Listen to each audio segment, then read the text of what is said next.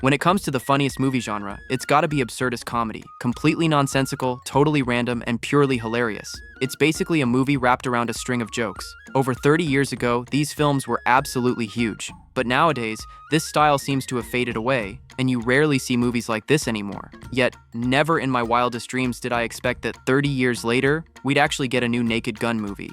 And this isn't some cheap nostalgia cash grab either. It's a legitimate sequel, The Naked Gun. An international bank gets robbed. The criminals are well organized and operating on a massive scale. Police deploy a huge force and surround the building. That's when a little girl skips right inside, and then, right in front of the robbers, instantly transforms into an adult.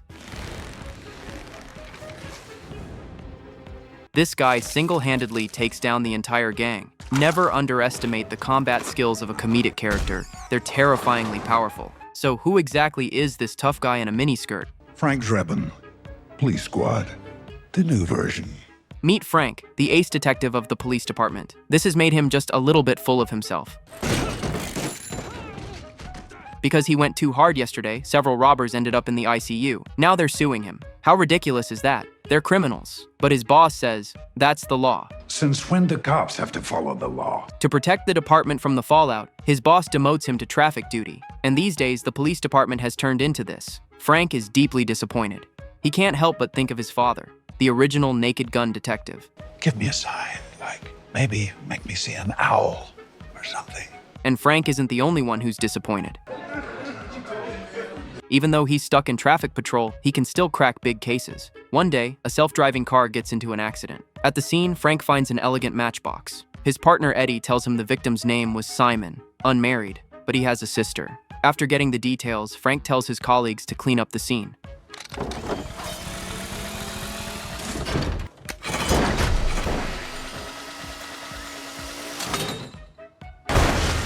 When Frank gets back to the station, the victim's sister wants to see him. Through the crack in the door, he catches a glimpse of a stunning figure and eagerly pushes the door open.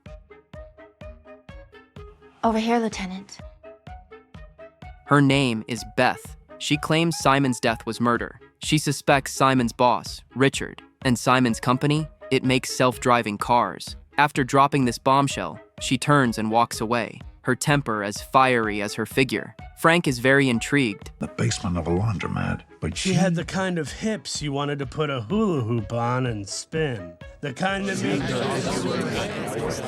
Later, Frank goes to investigate Richard, but aside from some empty pleasantries, he comes up empty. That's when he spots a familiar matchbox. He asks Richard where he got it. Richard says it's exclusive to members of a certain elite club. Frank's detective senses kick in. Where exactly is this club? They hit it off, and Richard even gifts Frank a car. Frank is thrilled, wondering just how smart this thing could be. car. Drive forward 30 feet.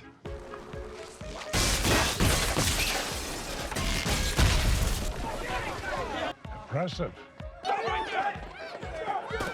During the interrogation of the bank robbers, police uncover a new lead. The robbers weren't after money. They were after safety deposit box 595. And the owner of that box? Simon, the car crash victim. Suddenly, the pieces start falling into place. Richard is the mastermind behind it all. Inside box 595 is a device that can emit a special sound frequency, driving humans insane and making them kill each other. Richard's plan is to broadcast this frequency worldwide and trigger human extinction. He and his people would hide in a special bunker, wait for everyone to die off, then emerge as the leaders of the new world. Right now, the only lead is the matchbox. Frank heads to the elite club to investigate. He asks a server if he's seen Simon, but the server refuses to answer. Turns out Frank once killed his brother in the line of duty. Don't you remember? Frank replies. How would I remember? I've killed at least 1,000 people like that. He was white.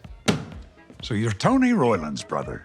Well, even if you remember, I'm not telling you. I don't remember either. So Frank helps jog his memory. And just like that, the server recalls that Simon was there last night. Frank wants to check the security footage, but then he runs into Beth. She's also there investigating. Just as they're about to head to the surveillance room, Richard suddenly appears. He refuses them access, citing customer privacy. Frank thinks the opportunity is lost, but then Richard invites Beth for a drink. Perfect. Beth distracts him while Frank sneaks off to investigate. To avoid alerting the guards, Frank has to keep a low profile.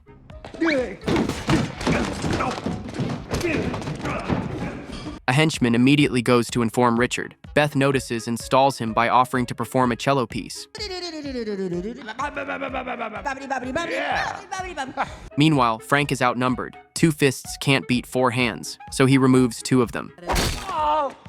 But Richard has too many men, and Frank finds himself in a tough fight.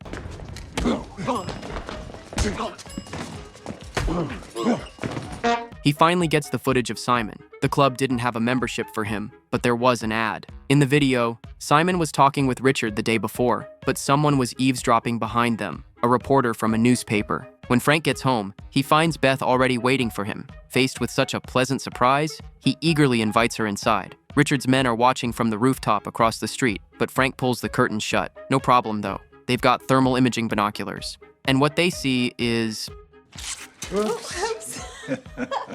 Due to some creative positioning, the surveillance guy gets quite an eyeful. I know this is the highlight of the whole movie, but there's no way I can show it here. The next day, Frank goes to investigate the reporter from the footage, but he finds the door unlocked. He walks in and sees a note that says, "Pick up the knife." Then another note tells him to introduce himself into a recorder. Lieutenant Frank Drebin. I did it. Then he discovers the reporter is already dead. Great, he's been framed. The killer is clever, so Frank needs to get rid of the body fast.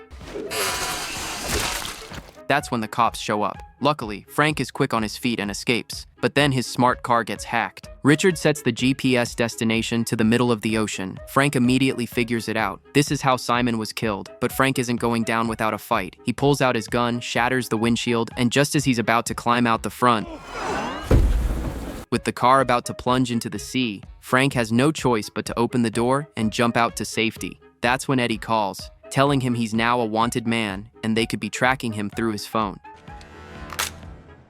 Frank hails a cab and borrows the driver's phone to contact Beth. Thanks. After meeting up with Beth, Eddie calls again. He says they've found a key witness, one of Richard's top henchmen, and Eddie's already got him. I'll be right there. When the henchman wakes up, he's in a hospital. The nurse says he's been unconscious for 3 days. On TV, there's breaking news about Richard's arrest. Then Frank walks in and tells him Richard confessed everything, and now he's headed to prison where he'll be getting plenty of exercise. The henchman clenches up and immediately spills Richard's entire plan. Richard will activate the device at midnight on New Year's Eve. With solid evidence in hand, Frank is very satisfied. Did you get all that? Every word. A colleague has a concern. This kind of interrogation is illegal. Frank shrugs it off. He does this all the time. Did we get all that? We got it. Frank has a question too. How did you guys set all this up so fast? The female officer says, "Easy. I threatened the contractors." Did you get all that? Loud and clear. Frank and Eddie head out to stop Richard. Meanwhile, Beth uses Richard's attraction to her to sneak into his room, but Richard already knows. Plain little you, hiding a weapon. Shotgun. And her beautiful. On the other side, Frank finds the device, but it's too late. Richard activated it early. Humans start slaughtering each other. Since both sides are wearing noise-canceling earbuds, they're unaffected. Richard escapes with his team in the chaos.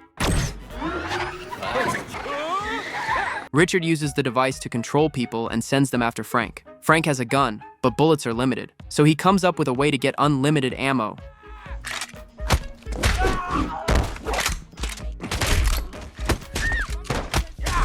But Richard has already escaped, and Frank can't catch up. Just then, he spots an owl. Give me a sign, like maybe make me see an owl. Daddy? Richard thinks he's gotten away, but out of nowhere, divine intervention. A splat of bird poop shatters his escape plan. No worries though, Richard has high-tech gear. He can fly too.